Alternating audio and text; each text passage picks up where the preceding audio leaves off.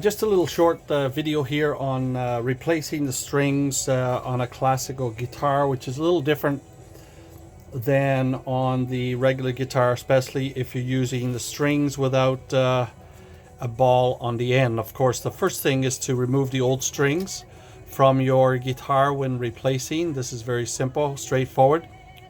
Moving the old strings, and I like to curl them up like this and dispose of them properly so they don't stick into someone or tangle up something somewhere else. So I like to put them like this and ball them up and dispose them into garbage or recyclable places if that is something that is possible in your area.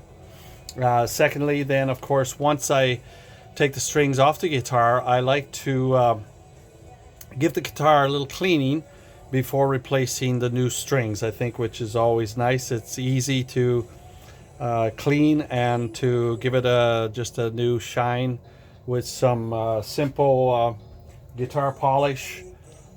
Something, well, the one I'm using here is actually one I've had for a while. It's just called Martin Guitar Polish, and just to spray on and wipe off. And then of course it's a great time also to give the fretboard a little refresher with something like this. This is Dunlop's Fretboard Ultimate Lemon Oil. So it's a nice time to do that with any guitar once in a while when you are replacing the strings.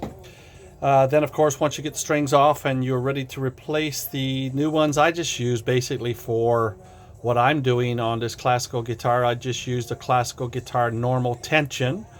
There is one called hard or bold tension. I just use normal tension. I find that works very well for my purposes. And these are one of the least expensive ones that I could find in our area anyway, and so that works well for me.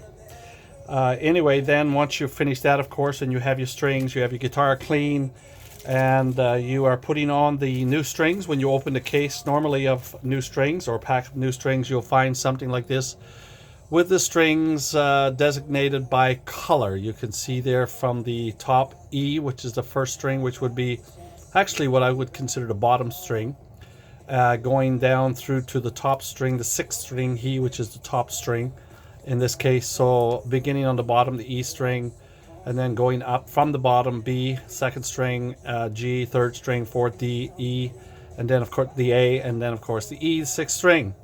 And each one has a little color code on it, which is on the end, or supposed to be on the end of the strings, to show you which strings to put where.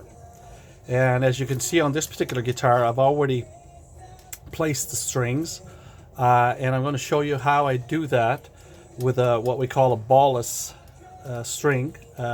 Very simple process. I've already done these 5 strings, and so I will do it on the last one, but I do them all the same. So this is kind of how we do this.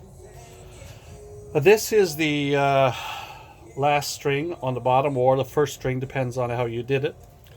So basically you're taking the string and you're finding the string hole in the bridge of the guitar down here, and you are taking it like this, and it's just curl around once around the string, and then you're going to thread it through the eye, sort of like threading a needle. I go once through, and then I go through again, twice through. I hold on to this end and I leave about an inch or so, and then I pull tight, and you can trim off these little ends after everything has been tightened up and has been tuned.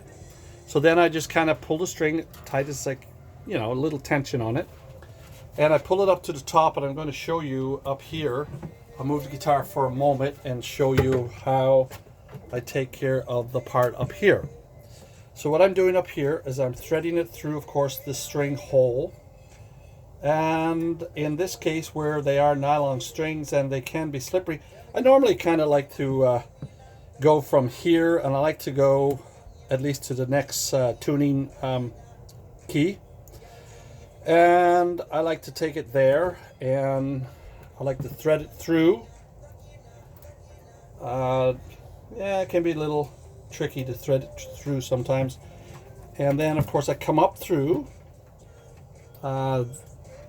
here. I like to go down through this little hole at least twice, and it's giving me a little bit of a time here, but you may be better. So anyway, I brought it up through, still maintaining the distance from one peg to the other. And I like to go down through again, especially where these are nylon strings, and that keeps them from slipping. And then I kind of pull it tight a little bit, semi-tight, and then I begin to turn the tuning key itself. Let me turn this around a little bit again, so I'll be back here in a second. So hopefully you can see this here. And just with a little tension on the string, I'm going to pull it in. You can decide how long you want it to be, and then I just begin to turn the peg. And as I turn it, of course, I use both hands, and I keep a little tension on the string here. I like to go outside, particularly outside here on the first turn, if you can see that. And I'm still holding the string a little tight, so I'm going outside on the first turn. And then I like to go on the inside, right here, inside, on the second, and then the succeeding turns. So that kind of, in my mind, it kind of keeps the string tight, and it keeps it from slipping. Then I wind it, of course, like I'm doing now, holding the string with the other hand and the guitar, until I get it to the proper tension. So that's a little bit about stringing your classical guitar, and then of course you can tune it to proper pitch, which I will do here later. So if that's been helpful at all, wonderful. You can just hit like on the bottom and share it if you wish. Tuning your or stringing your classical guitar, maybe a little bit more about tuning in another session.